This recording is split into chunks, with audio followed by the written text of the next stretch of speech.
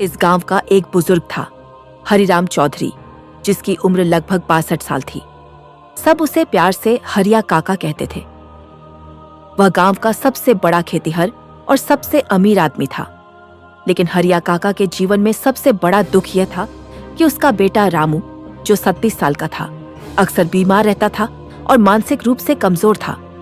अचानक हुई मौत एक दिन पूरे गांव में खबर फैलती है। रामू नहीं रहा, हरिया काका का बेटा मर गया। गांव के मंदिर की घंटी उल्टी बजने लगी। लोगों ने मिलकर उसका अंतिम संस्कार किया। चिता जल चुकी थी।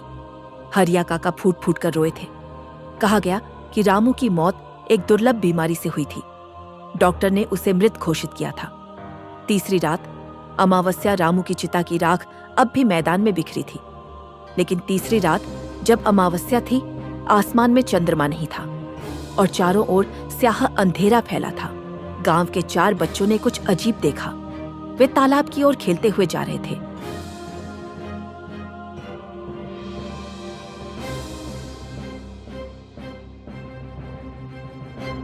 तभी देखा रामू सफेद कपड़ों में चुपचाप खड़ा है।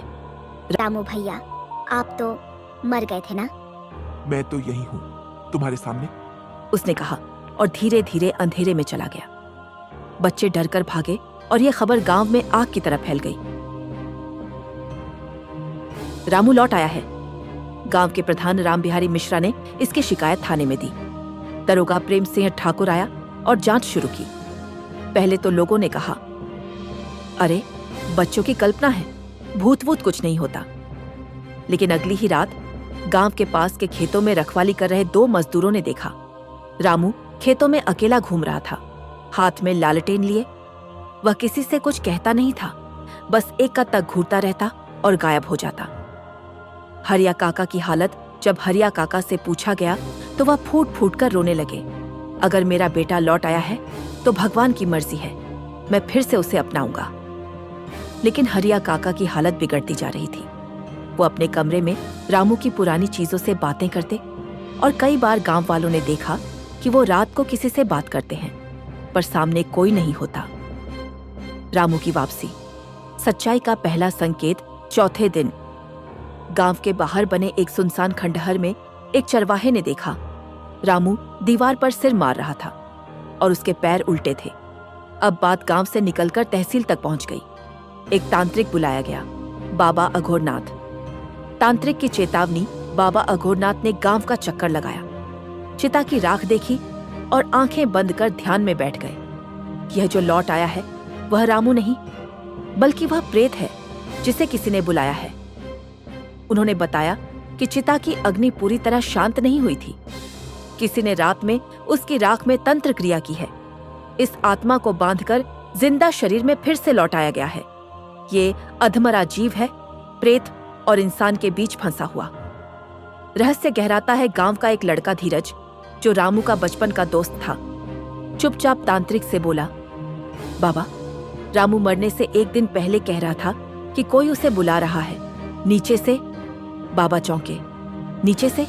क्या उसने किसी नाम का जिक्र किया?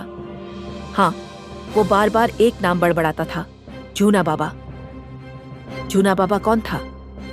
पूछताछ से पता चला कि झूना बाबा एक तांत्रिक था जो 40 साल पहले गांव से निकाला गया था। कहा जाता है कि वो काली विद्या करता था और गांव की लड़कियों को रात में बुलाया करता था। उसे गांव वालों ने जिंदा जला दिया था, पर उसकी आत्मा आज भी उसी खंडहर में मानी जाती थी जहां अब रामू को देखा जा रहा था। रात का महास्नान, मुक्ति की तैयारी। बाबा अघोरनाथ ने सबको बुलाकर कहा, अगर रामू की आत्मा को मुक्ति देनी है तो उसे दोबारा अग्नि देनी होगी, लेकिन इस बार उसके शरीर को नहीं, उसकी आत्मा को। पूर्णिमा की रात एक विशेष पूजा रखी गई। रामू की तस्वीर, उसकी पुरानी वस्त्र, राख और एक हवन कुंड तैयार किया गया। बाबा ने मंत्रों से वातावरण को भर दिया। रामू की आत्मा का आगमन जैसे ही हवन शुरू हुआ, चारों ओर बिजली कड़कने लगी, तेज हवाएं चलने लगी और गांव के बाहर से आवाज आई, मैं नहीं जाऊंगा। रामू सफेद कपड़ों में खंडहर से निकलता दिखाई दिया, पर अब उसका चेहरा विकृत था। उसकी आंखें काली हो चुकी थीं। तुमने मुझे जला दिया, अब मैं सभी को जलाऊंगा। बाबा ने मंत्रों का जाप तेज किया। एयुएम अग्निवर्णाय विद्महे। रामू चीखता गया, झूमता गया, और जैसे ही हवन की अग्नि तेज हुई, रामू की आकृति वहीं जलकर राख हो गई। सुबह की पहली किरण के साथ गांव में शांति लौट आई। हरिया काका उस राख को उठाकर नदी में प्रवाहित कराए। उन्होंने कहा, अब मेरा रामू सच में शांति में है। गांव ने एक बार फिर से सुकून की सांस ली, लेकिन खंडहर के पास आज भी कोई नहीं जाता, क्योंकि कहते हैं जो एक बार मरा और फिर लौट आया, वो कभी पूरी तरह मर नहीं सकता।